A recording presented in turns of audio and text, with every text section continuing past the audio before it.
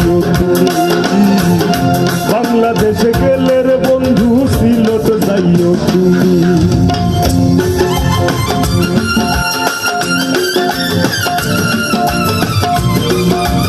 সাউন্ডের ভাই ভোকালটা একটু বারো মনোযোগ। হ্যালো, ধন্যবাদ ভাই।